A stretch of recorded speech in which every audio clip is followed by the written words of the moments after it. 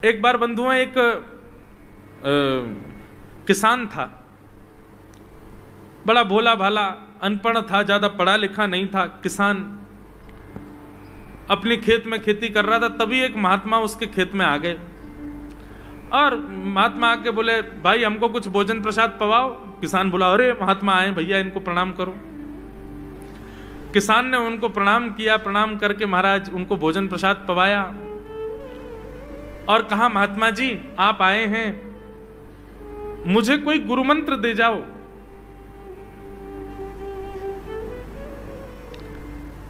महात्मा जी ने सुंदर गुरु मंत्र दिया, द्वादशाक्षर मंत्र दिया।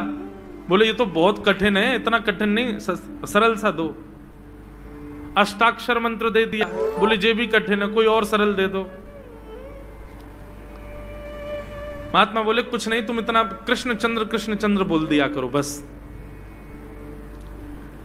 कृष्ण चंद्र बोले, हाँ इसी का नाम, जब यही तुम्हारा गुरु मंत्र है।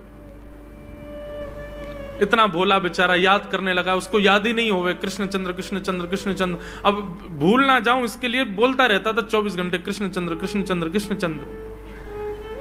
अपने खेत में हल जोत रहा था, कृष्ण चंद्र बोल रहा था। इतने में उसकी पत्नी आ गई, अरे सुनो तुम्हारे लिए भोजन लाई हूं, जल्दी कर लो। बोले कृष्ण चंद्र कृष्ण चंद्र कृष्ण चंद्र। पत्नी पीछे लग गई, पीछे, भोजन तो कर लो, रोटी तो खा लो, ठंडी हो जाएगी।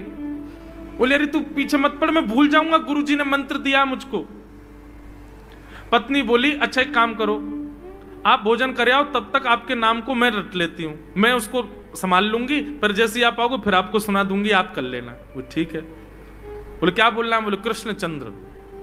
पत्नी बोली ठीक है। अब कृष्ण चंद्र बोलने लगी पत्नी, कभी कहीं जाए कभी कहीं जाए, कुछ करे। वो कृष्ण चंद्र बोलते बोलते घसीटे चंद्र हो गया।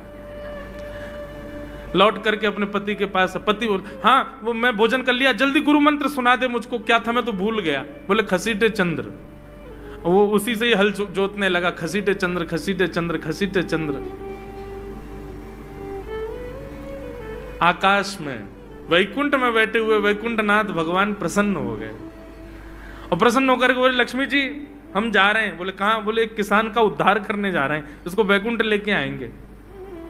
लक्ष्मी जी बोली, आपका अशुद्ध नाम बोल रहा है वो, आपका अशुद्ध नाम उच्चारित कर रहा है वो, और आप कह रहे हो कि इसका कल्याण करूंगा मैं। ठाकुर जी बोले, देखो नाम भाव कुभाव अनख आलसहु, नाम जपत मंगल दिश। नाम कैसे भी जपे कोई दोष नहीं है, बस भाव मेरे प्रति होना चाहिए। वो नाम भले ही गलत जप रहा है, लेकिन उसके हृदय में तो मैं ही हूं ना। और एक बात बताऊं लक्ष्मी जी आपको। बोले क्या? बोले ये घसीटे चंद्र अशुद्ध नहीं है, मेरा नाम है ये भी। बोले क्यों? बोले जब हम छोटे थे तो बाल लीला कर रहे थे ब्रज में, यशोदा मैया खूब नहलाती धुलाती और बढ़िया सुंदर श्रृंगार करती, लेकिन हम पूरे नंद भवन में कुटमुन चल चल के कभी नीचे लुढ़क करके, कभी ऊपर गिर के सब माला तोड़ लेते, अस्त व्यस्त वस्त्र कर लेते, घुंघराले केशों की ऐसे भुज्जा बना लेते, ऐसा रूप बना लेते। यशोदा मैया बोली, आओ मेरे खसीटे चंद्र, सुबह कृष्ण चंद्र बना के भेजती हूँ, खसीटा चंद्र बन के आता है शाम को। तो बोले तब यशोदा मैया ने हमारा नाम रखो खसीटे चंद्र तो इसलिए शुद्ध नाम है। तो ठाकुर जी के बहुत सारे नाम हो गए, कनुआ, गोपाल, गोविंद, माधव, कन्हैया।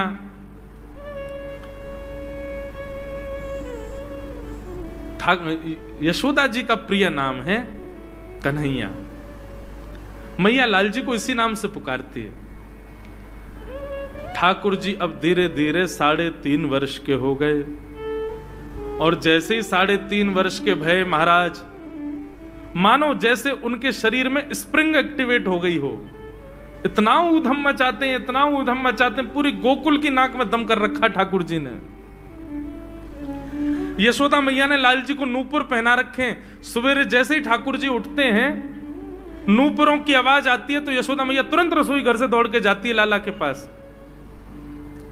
लेकिन ठाकुर जी इतने चतुर हैं, यमुना तट पर जाते हैं और नूपुरों में बालू भर लाते हैं कि कल नूपुर आवाज नहीं करेंगे, सुबह उठ के हम घर से भाग जाएंगे कहीं और, मैया को पता ही ना चलेगी। ऐसा उधम मचा में श्री सुखदेव जी वर्णन कर रहे हैं, श्रृंग्यग्निड्यं शशि जलद्विज कंटकेभ्य क्रीड़ा परावति चलौ स्वसुतौ निषेद्धुम गुह्यानि कर्तुमपि यत्र न तज्जनयो गुह्यान् सेकात आपतुरलं मनसो नवस्थान। सुखदेव जी वर्णन कर रहे हैं, राजन अब ठाकुर जी वो लीला कर रहे हैं जिस लीला पर देवताओं को भी विश्वास नहीं हो रहा है। ऐसी लीला ठाकुर जी कर रहे हैं कि किसी को भरोसा ही नहीं हो रहा कि जगत नियंता जगदाधार ये कर सकता है। बोले ठाकुर जी क्या करते हैं? बोले ये मत पूछो क्या करते हैं, यूं कह रहे हैं क्या नहीं करते। जो माता पिता अपने बालकों को बहुत उद्यमी समझते हैं, बहुत बड़ी कृपा है ठाकुर जी की कि आपके घर ठाकुर जी जैसे उद्यमी बालक नहीं है। ऊधमों के सिरमौर हैं ठाकुर जी। कैसा उधम मचाते हैं? बोले श्रृंगी।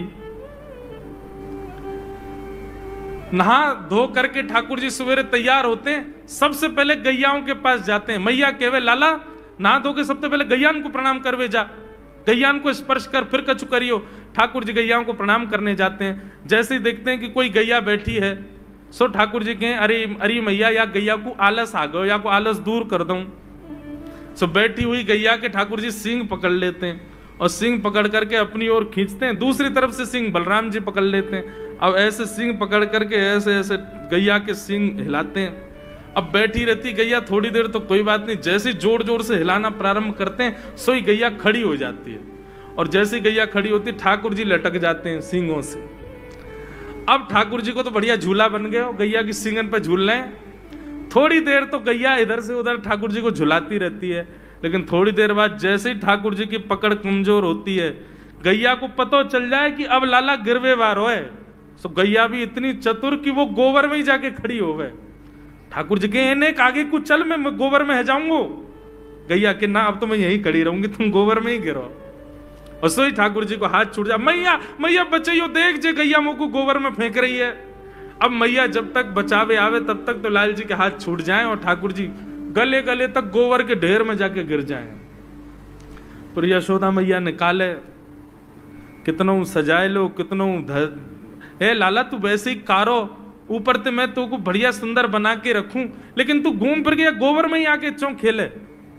मोकू तो लगे तू पूर्व जन्म को सूकर दिखे। ठाकुर जी मंद मंद मुस्कुरा रहे, हाँ मैया जे बरा भगवान को अवतार भयो ना, जाने पृथ्वी की रक्षा करी हिरण्याक्ष थे। भैया बोली हाँ वो मैं ही तो हतो, मैं जय जय हूं मैया, वो बरा भगवान ही जय जय, वही जय जय तेरे यहाँ लाला बन के आयो है।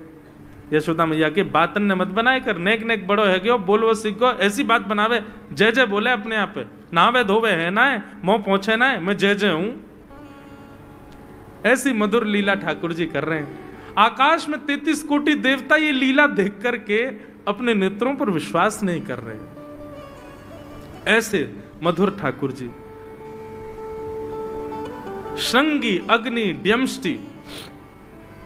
एक दिन नंद भवन में गैया ब्याह गई।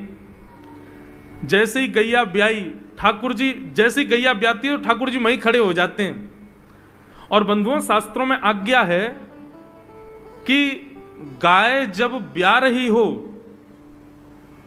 बछड़े को जन्म दे रही हो या बछिया को जन्म दे रही हो, उस समय गैया जो होती है वो दो मुखी हो जाती है। एक मुख तो सामने है, और जब जन्म देती है तो बछड़ा या बछिया उसका मुख जब बाहर आता है तो दो मुखी हो जाती है। ऐसी दो मुखी गैया की जब आप परिक्रमा करते हो तो पूरे ब्रह्मांड की परिक्रमा का फल प्राप्त होता है। तो ठाकुर जी का नियम है, नंद बाबा की उंगली पकड़ के खड़े रहे, जैसे ही गैया ब्यावे वारी हो तो वाकू सहलाते रहे, जैसे ही गैया ब्यावे वारी हो, जैसे ही बछड़ा बाहर आवे सोई ठाकुर जी वाकी परिक्रमा कर लें, परिक्रमा करके दंडवत प्रणाम करें, वाकू वाकी चरण रज को माथे से लगा में, और बछड़ा जन्म ले सो वाकू नवा में दुआ में वाकू अपने गरे से लगा में। एक दिन ठाकुर जी जोर जोर से रोने लगे। बछड़ा जैसे ही जन्म लियो बछड़ा ने, ठाकुर जी रोने लगे। नंद बाबा शांत करा में नहीं माने, बलराम जी ने शांत करायो नहीं माने। यशोदा मैया गोद में लेके बैठी, बोले लाला का भयो, तू रो क्यों रोए? बोले मैया मेरे संग बहुत बुरा भयो। यशोदा मैया बोली कहा भयो? बोले गैया के बछड़ा ने जन्म लियो। मैया बोली तो वाह बछड़ा को मैंने मुंह खोल कर देखो वाह कि सबरे दांत ने करे आए। मेरे जन्म को 3 साल है गए अभी तक 4 ही दांत ने करे मैया। वो टूट जाए दमष्टी रो रहे हैं अपने दांतन को, मेरे दांत चौना ने कर रहे सबरे। वाह बछड़ा के जन्म लेते सबरे दांत आ गए, मेरे दांत चौने ही आ रहे हैं। यशोदा मैया ऐसी मधुर बात सुन करके लाल जी को हृदय से पर झूठी झूठी कहती मैया कहती लाला तू दूध ना पीवे ना, पूरे दिन मक्खन खावे, मक्खन चिकनो होवे, दांत निकले चिकनो है कि सुई पेट में चलो जाए, तो दूध पिए कर।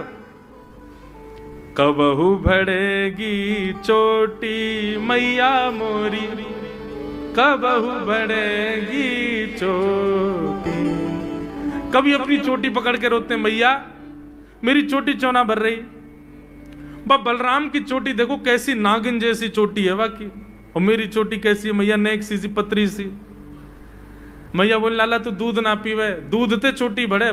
बलराम में देखिए ऐसा जग भर के दूध पीवे।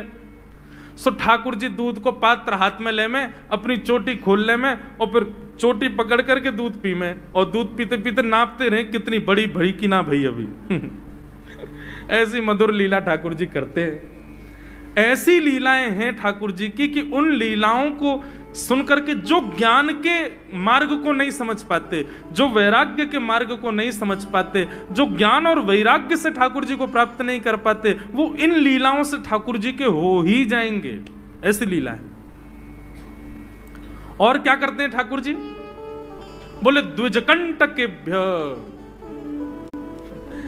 इतनी मधुर लीला है ठाकुर जी की। नंद भवन से सुबह सुबह निकल जाते हैं और राह चलता कोई भी हो अपरिचित, यदि वो साधु है, यदि वो कोई वैष्णव है, यदि वो कोई भजनानंदी है, तो ठाकुर जी उसके पास चले जाते हैं और पास जाके पता क्या बोलते हैं? अरे तुम यहां डोल रहे हो? बोलो भैया कौन हो तुम? अरे जी सब बाद में पूछियो, हम तो यूं कह रहे तुम यहां घूम रहे हो, नंद बाबा तुम्हारी मां बात देख रहे हैं, नंद बाबा तुम्हारा इंतजार कर रहे हैं। किसी से भी? बोले काय को कर रहे हैं भैया इंतजार? अरे आपके काजे यशोदा मैया ने 56 भोग बनाए हैं, और यशोदा मैया तो थाली सजा के बैठी है, आप घर जाओगे तब आपको प्रेम से प्रसाद पवाएंगे, फिर दक्षिणाओं देंगे। अरे जल्दी करो, देरी मत करो, जल्दी नंद भवन पहुंच जाओ। रोज 150 से 200 अपरिचित वैष्णव संत साधु नंद भवन आते हैं और सब आकर के कहते हैं यशोदा मैया आप हमारी प्रतीक्षा कर रही थी, लाओ प्रसाद पवाओ। यशोदा मैया बोली मैं कौन ने कही आपसे?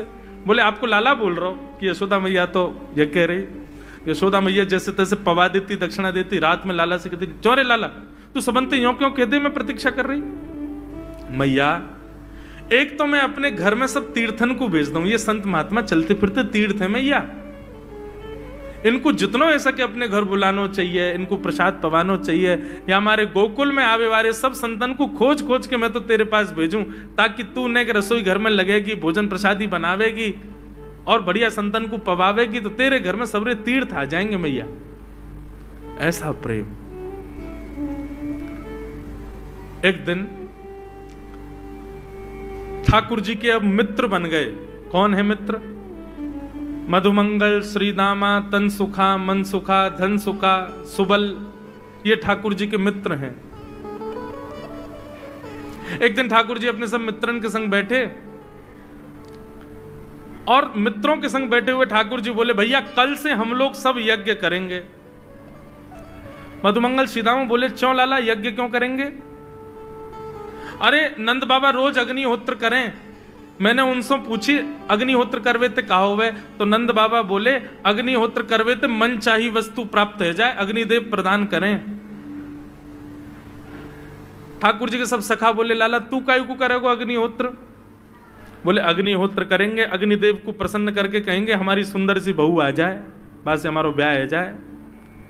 अग्निदेव की प्रतीक्षा कर, अग्निदेव को प्रतिष्ठान करेंगे। सब श्रीदामा मधुमंगल 3.5 वर्ष के ठाकुर जी, सोचो 3.5 वर्ष के ठाकुर जी, सखा कितने बड़े बड़े होंगे। नेक्स्ट से सबरे सखा बैठ गए, सूखे पत्ता इकट्ठे करके अग्नि प्रज्वलित कर ली, सूखे पत्तान को चूरो बना के आपस में बांट लियो। ठाकुर जी आचार्य बन के बैठ गए और बोले सुनो मैं मंत्र बोलूंगा और जैसी कहूं स्वाहा सबरे डालियों। और नेक भी यदि तुमने चूक करी ना, नेक भी मैंने स्वाहा बोली और तुमने नहीं डालो, तो फिर मोते मत कहियो। यदि तुम्हारी पत्नी कांडी आ जाए, एक हाथ लूली आ जाए, लंगड़ी आ जाए, तो समय पर स्वाहा करना पड़ेगा। सब ग्वाल बाल बोले जो कहे वो लाला सो करेंगे, तू करवा। ठाकुर जी ओम नम नम नम स्वाहा, सब स्वाहा, सब एक संग डालते। हे श्रीदामा तू देरी ते डाले, देख लियो लंगड़ी आ जाएगी तेरी बहू, अग्निदेव को प्रसन्न करो। इस प्रकार ठाकुर जी सब ग्वाल बालों के संग खेलते हैं। ग्वाल बाल बोले लाला यज्ञ तो है गयो, अब ब्राह्मणन को भोजन के काजे बुलाओ, यज्ञ के बाद ब्राह्मण भोज होना चाहिए।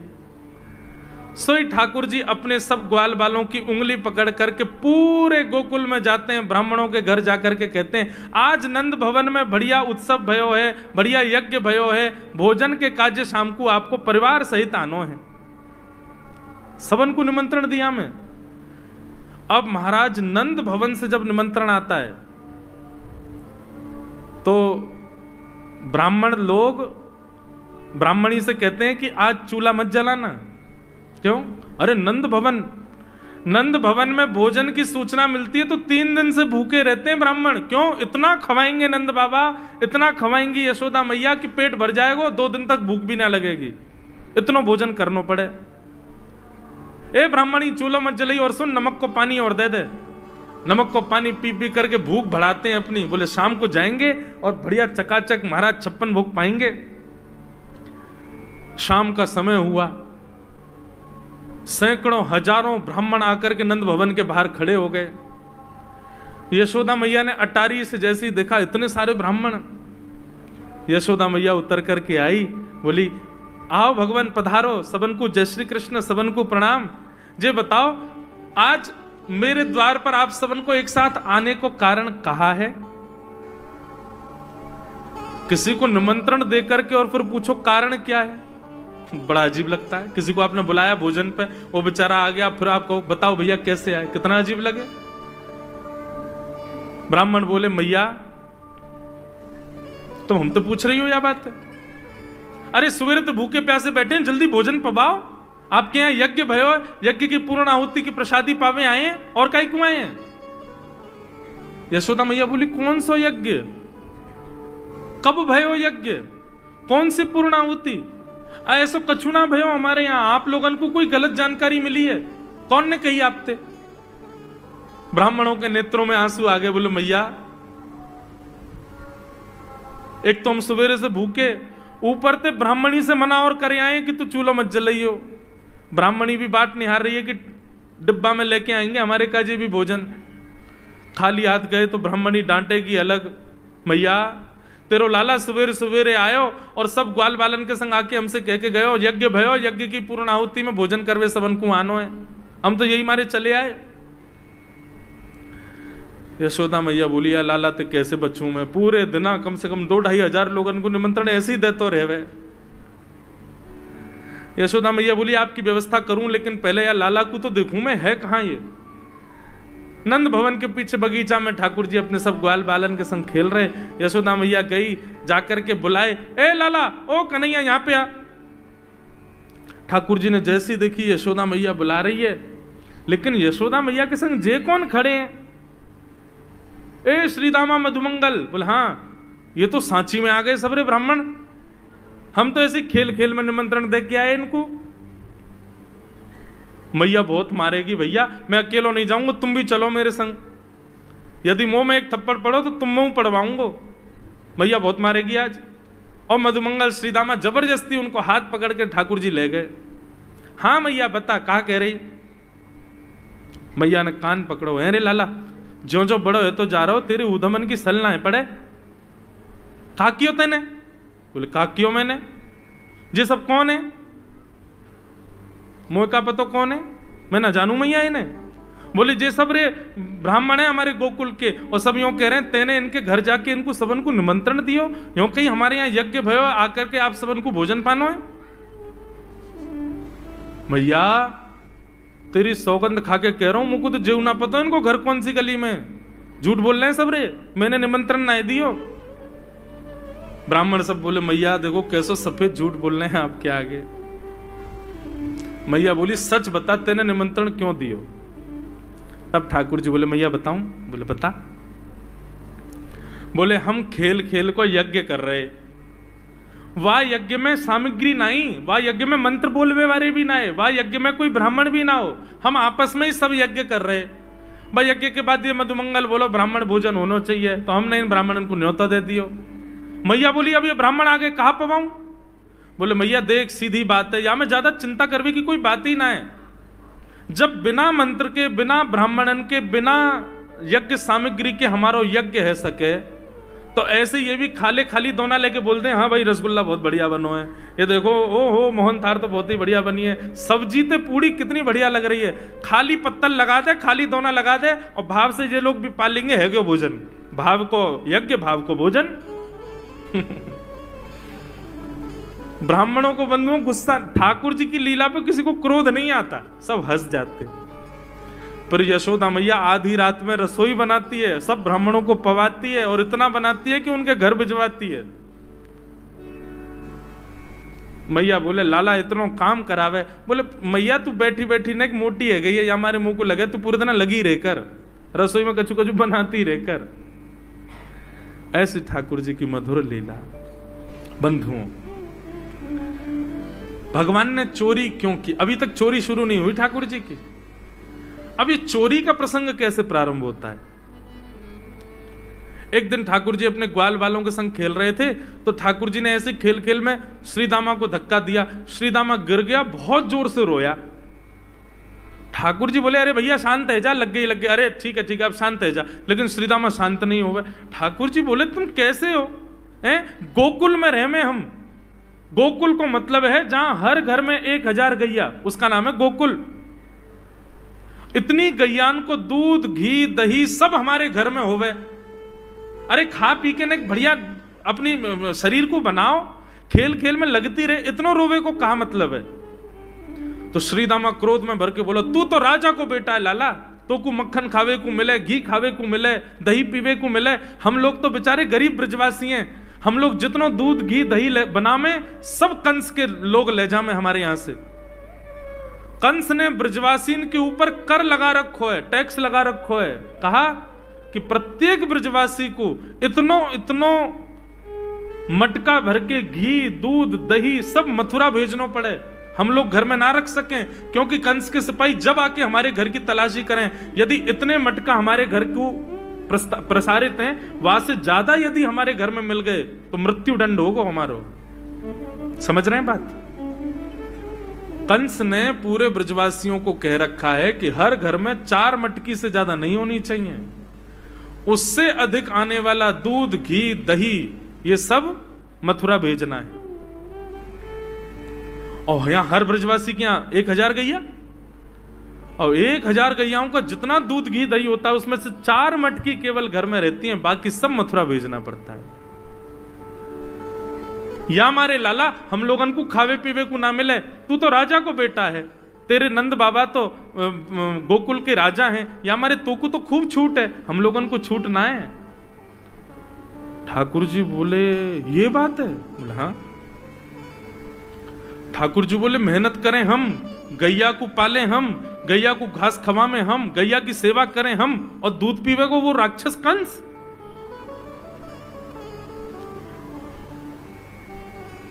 अभी तो मैं छोटा हूं, मेरी बात कोई मानेगा नहीं, लेकिन प्रलय तो अब तक लानी पड़ेगी।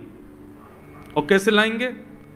बोले राजी राजी यदि मक्खन दूध दही नहीं मिल लो तो चोरी करके खाओ, हमारो ही मक्खन है, हमारो ही दूध है, हमारो ही दही है, लेकिन अभी हम बालक हैं, हम ज्यादा कछु बोलेंगे हमारी कोई बात मानेगो ना।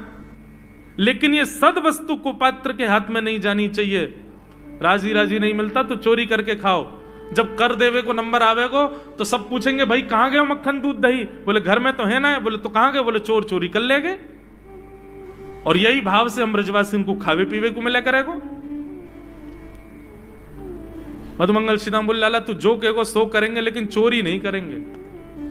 ठाकुर जी बोले तो ठीक है, कल से तुम लोग अलग खेलो, मैं और दाऊ दादा अलग खेलेंगे, हमारे संग मत खेलना। मधुमंगल सीताम बोले अरे लाला तू ना जाने, मैया यो के लाला जो चाहे करियो, चोरी मत करियो, चोरी करवे तो ब्याह ना होवे। ठाकुर जी बोले ब्याह की पड़ रही है तो है, ब्याह ना होवे, ऐसो पतर पूछ रहा सो है गयो, पत्रो दुबरो सो तू सीख जैसो है गयो, तो कौन ब्याह करेगा ऐसे? अरे ब्याह करना तो ने खाया ने पी ने बढ़िया गाल तेरे बढ़िया होंगे, शरीर ने बढ़िया होगा तभी तो ब्याह होएगा। अब भैया हमारी बात सुन लो, जितने अच्छे काम करने सब आज कर लो, कल से चोरी करेंगे, पूरे ब्रजमंडल में आतंक मचाएंगे, हमारो ही दूध घी दही है और हम ही चोरी करके खाएंगे। ठाकुर जी ने चोरी क्यों की? क्योंकि सारा गौरस बेवजह मथुरा भेजा जाता था और मथुरा से कंस पूरे भारत में वितरित करके खूब धन कमाता था। इस वजह से ब्रजवासी प्रताड़ित होते थे, क्योंकि गैया के लालन पालन में जितना खर्चा होगा सब करो ब्रजवासी। 4 मटका दही, अच्छा प्राचीन जब ठाकुर जी पृथ्वी पर पधारे तब कोई व्यापार नहीं था, ब्रजवासियों पर एक ही व्यापार था, 2 व्यापार थे, या तो घी बेच के, दही बेच के, दूध बेच के धन कमाओ, या फिर खेती बाड़ी करके अनाज बेच करके धन कमाओ। वही तो व्यापार था। उसमें भी 4 मटके मिलते थे, 4 में से 3 को तो बेच देते थे, 1 में पूरा घर चलता था। यह हालत थी ब्रज की।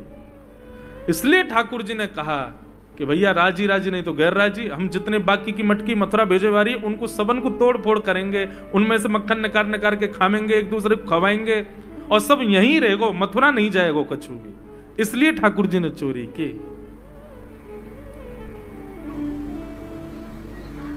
ठाकुर जी बोले प्रैक्टिस मेक्स मैन परफेक्ट। सबसे पहले प्रैक्टिस अपने घर में ही कर लें कैसे करनी है चोरी। सो अगले दिन ठाकुर जी सवेरे उठे, देखने लगे यशोदा मैया देख तो नहीं रही, और ठाकुर जी चुपचाप गए महाराज जहां पर सारे मक्खन दूध दही रखे, वहां पहुंच गए गौरस भंडार में। और गौरस भंडार में एक मटकी के ऊपर से ढक्कन हटाए करके जैसे ही ठाकुर जी ने हाथ बोर के पानो प्रारंभ किया, सामने एक खंबा था, उसमें मणि लग रही थी। आज पहली बार 3.5 वर्ष की आयु में ठाकुर जी ने अपना प्रतिबिंब देखा, पहली बार अपने आप को देखा दर्पण में। बंधुओं, बच्चों को शीशा नहीं दिखाते, छोटे बच्चों को तो दिखाते ही नहीं, और 3-4 वर्ष तक भी बालक को अपनी शक्ल थोड़ी देखता है वो।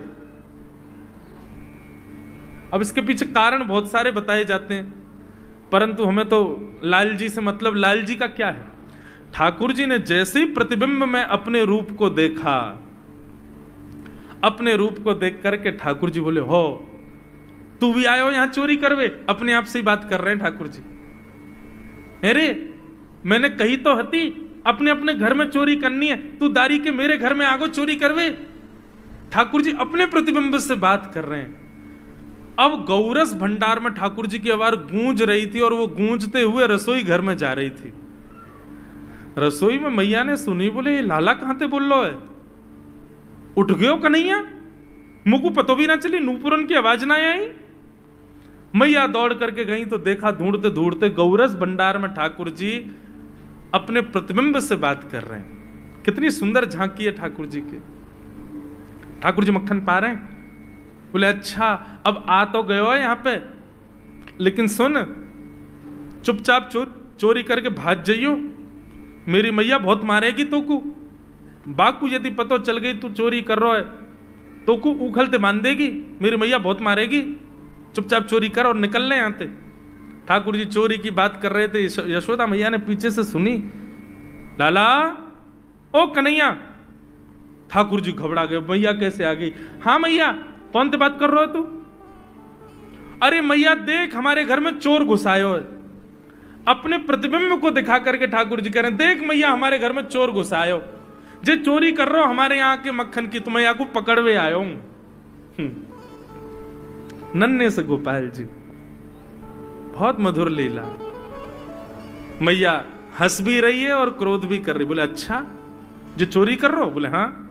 चल याकू तो मैं पकड़ लूंगी, लेकिन जे बता तेरे हाथ में मक्खन कैसे लगो? तू तो याकू पकड़वे आयो ना।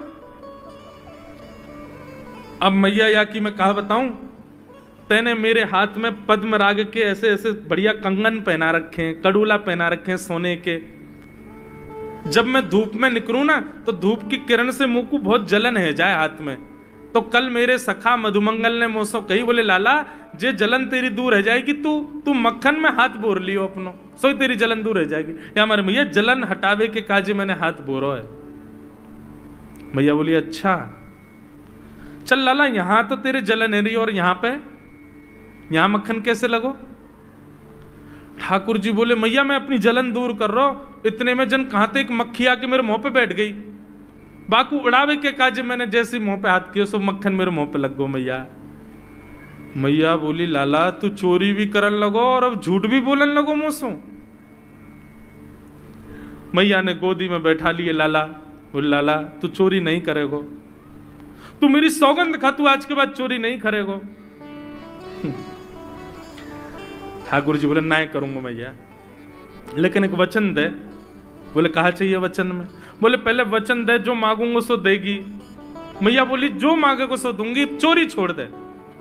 बोले सौ खाऊं पर घर ना जाऊं मैया, अब ना करूंगो चोरी, अब ना करूंगा मैया, पर सांची कह कब लावेगी मोकू तू दुल्हन गोरी।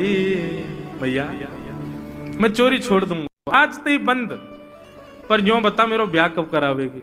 मैया बोली लाला तू अभी नेक सो तो है, छोटो सो तो है, नेक बड़ो है, जा फिर तेरो ब्याह कर दूंगी। और ये ब्याह की तू कौन सिखावे तो को ब्याह की बात। बोले मैया ये श्रीदामा मोकू भरतो रहे पूरे दिन, तू ब्याह कर ले, तेरी उम्र है गई, बुढ़ापा आ जाएगा। मैया बोली आप मधुमंगल है तो मैं बताऊंगी, है 3.5 बरस के छोरा तो यूं कह रहा बुढ़ापा आ जाएगा। अभी खड़ो है वो सीखो, अभी बोलना सीखो, यानी दांत भी पूरे ना आए और ब्याह की बात करे। बोले मैया मैं यूं थोड़ी कह रहा हूं, मुझको बड़ी बहू लिया, छोटी सी लिया, इतनी बड़ी लिया कि जेब में धर के मैं गैया चरा भी चलो जाया करूं, ऐसी बहू लिया मुझको। मैया बोली कैसी बहू चाहिए तो को बताइए ने, और तू जाने बहू कौन थे के। मैया बोले हाँ मैं जानू। ठाकुर जी बोले मैं जानू मैं बहू कौन थे के। बोले जैसे नंद बाबा की तू बहू है ऐसी मेरी बहू आ जाएगी। बहुत मधुर लीला है, ऐसी ठाकुर जी लीला करते हैं। ठाकुर जी ने ग्वाल वालों से कहा भैया मिशन फेल हो गया, घर में तो चोरी नहीं कर पाए हम, अब दूसरे इनके घर में दावे बोलो। एक दिन महाराज ठाकुर जी का जब आतंक खूब बढ़ गया गोकुल में, सब गोपियों ने जाकर के मैया से शिकायत करी है। वत्सान मुंचन क्वचित समय क्रोश संजात हास, स्तेयं स्वाद्वद्धदिपयः कल्पितैस्तेययोगै, मरकान् भोक्षन् विभजति सचेन्नात्रिभाण्डं भिनत्ति, द्रव्यालाभे सग्रह कुपितो यात्युपक्रोशतोकान्। सब गोपियों ने जाकर के मैया से शिकायत करी, बोले मैया अपने लाला को संभाल लियो, नहीं तो काउदना हम देख लेंगी और फिर हमसे मत कहियो कि तेने मेरे लाला से यूं क्यों कही। मैया बोली कहा क्यों मेरे लाला ने। गोपी बोली ये बस सुन लो और यूं बताइयो कहा ना करे तुम्हारो लाला। देख वे मैं 3.5 बरस को है, बाकी पेट में इतनी बड़ी बड़ी दाढ़ी है बाकी, मतलब ओ नंद रानी तेरो लाला जबर भयोरी, मेरी मटकी उलट के पलट गयोरी, नंद रानी तेरो लाला जबर भयोरी। जबर मतलब अब सुगड़ है गयो है, न बलवान है गयो है, सब जानकारी है या कुछ छोटो बालक मत समझियो। गोपियों ने जाकर के अपनी अपनी दुख दर्द सुनाए मैया को। मैया बोली अरे भैया मेरे लाला को मक्खन की कोई कमी थोड़ी है, मेरे लाला को दूध की कोई कमी थोड़ी है, मेरो लाला चाहे तो मक्खन से नहावे, दूध में नहावे, इतना मक्खन दूध दही मेरे घर पे, तुम्हारे यहां क्यों चोरी करेगो। अरे कई बार बालकन को अपने घर को भोजन बढ़िया ना लगे, दूसरे के घर को बढ़िया लगे, अगर बार ने तुम्हारे यहाँ की नेकाद मक्खन खा लिया तो वहां इतना रो क्यों रही हो। मैया आपको अपना लाला बहुत सीधो लगे ना, हम बताएं कहा करे तुम्हारा लाला। बोले स्वयं खावे हमको कोई दिक्कत नहीं, लेकिन या की एक पूरी मंडली है और पूरी रजिस्टर्ड मंडली है, बाल गोपाल चौर प्रचार प्रसार मंडल, ये घर घर जाके चोरी करते हैं। और मैया तुम्हें कहा बताऊं, जैसे ही कोई गोपी के नयो बालक होवे ना, तो तुम्हारो लाला पूरे मंडल के साथ आवे और वह लाला के सिर पे हाथ धर के, छोटे से बालक के सिर पे हाथ धर के बस 1 वर्ष की प्रतीक्षा, फिर तुम भी हमारी मंडली में आ जाओगे। पूरे गोकुल में भय है तुम्हारे लाला को। बोले स्वयं खावे, ग्वाल बालन को खवावे। मैया यहां तक भी बात समझ में आवे, ग्वाल बालन को खवावे, मरकान भूक्षण। यो नहीं कि नेकाद मक्खन बच जाए तो रहम करके हमारे काज छोड़ जाए, वाकू बंदरन को खवा दे। एक गोपी बोली मेरे यहां तो इतना मक्खन कि स्वयं ने खा लियो, बालकन को खवाए दियो, बंदरन को, फिर भी बच गयो, तो भी छोड़ के नहीं गयो। बोले नात्री भांडम भिनत्ती, फोड़ गयो मटकी। और बोले मक्खन को कहा कियो? बोले पूरे घर में लेप लगा गयो, वाको पूरे घर में पोंछा कर गयो मक्खन को। मैं और मेरी सास यमुना जल भरवे गए, सिर पे मटकी 2-3 मटकी रखी, बड़े अचक के हम लोग चल रहे, हमें कहा पतो ही कि हमारे घर में मक्खन चीकने के लेप है गयो। मेरी सास ने जैसे पहलो पैर रखो घर के भीतर, ऐसी रिपटी कि आज तक उठ ना पाइए। ये तुम्हारो लाला करे? नात्री भांडम भिनत्ती। यशोदा मैया आश्चर्यचकित होकर सुन रही है। बोले ये नेक्सो लाला ये करे? बोले हाँ मैया। एक गोपी बोली मैया अगर चोरी करे तो दिक्कत, और यदि किसी कारण से हमने लाला को रोक दियो, चोरी नहीं कर पाए हमारे घर, तो हमारे रोने क्यों? बोले चूल्हा में तो कोयला लेके आवे और वह घर के बाहर एक हवा बना जाए, और यों के अब जब तक या घर से मक्खन नहीं मिलेगा या के घर के लोग भूखे रहेंगे, और इन लोगों को भोजन छुड़वाने की जिम्मेवारी हमारी। बोले कहा करे फिर? बोले मैया भोजन बनना होगा, चूल्हे पे भोजन रखो रहे, तो ग्वाल बाल सब ताकते रहे कब भोजन बनने को समय आवेगो। जैसे ही कछु और काम करवे के काज गोपी ने कुट के जावे, तो कहो तो बाकी कढ़ैया में खूब सारो पानी डाल जाएंगे, सब्जी ना बन पावेगी, आटे में नमक फेंक जाएंगे। एक गोपी बोली मेरे यहां जो कियो वो तो कोई के यहां ना कियो होगो। बोले कहा? बोले मेहनादी निवास्तव, मेहनादी निवास्तव। क्या किया?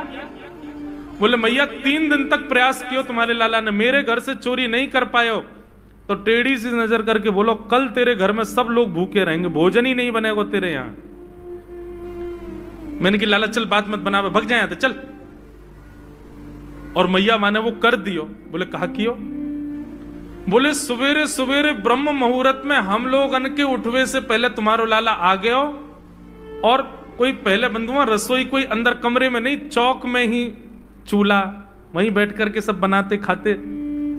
बाहर चौक में चूल्हा के ऊपर आके बैठ गयो, अपनी धोती वोती उतार दई और सब वहीं करे आयो, मैं अनादि निवास्तव। ये बात जैसे ही यशोदा मैया ने सुनी, बोले नहीं नहीं नहीं नहीं, झूठ बोल रही हो, मेरो लाला ऐसा ना कर सके। परीक्षित जी कथा सुनते सुनते बोले जय जय सुखदेव जी, क्या ये सत्य है? ठाकुर जी ने ऐसा किया? सुखदेव जी कहते हैं कुछ बातें सत्य हैं, कुछ गोपियां जबरदस्ती लगा के बोल रही हैं कि कहीं मैया डांटवे के काजे लाला को हमारे सामने बुला दे और हम लाला को दर्शन कर लें। ये गोपियां उल्हाने लेकर के लाला को देखने आई हैं। इनमें से कुछ बातें तो सत्य हैं, पर ये सब बातें इतनी सत्य नहीं है। ये सब तो जबरदस्ती गोपियां बोल रही हैं, क्यों? ताकि मैया नाराज हो जाए और लाला को हमारे सामने अभी डांटे तो रूठे भय लाला को मुख हम देख लेंगे। बहुत सारी लीलाएं हैं, मैंने कई तो अभी बताई नहीं है, इतने मधुर मधुर लीला ऊधम करते हैं ठाकुर जी। इस प्रकार ठाकुर जी पूरे ब्रजमंडल में गौ रस को चोरी करते हैं। वास्तव में मक्खन नहीं, ब्रजवासियों के मन को चुरा रहे हैं ठाकुर जी। सबकी एक ही आशा है, श्री कृष्ण श्री कृष्ण श्री कृष्ण। सुबह से शाम तक पूरा ब्रजमंडल केवल कृष्ण को देखने के लिए जीता है। ऐसी ठाकुर जी की मधुर लीला।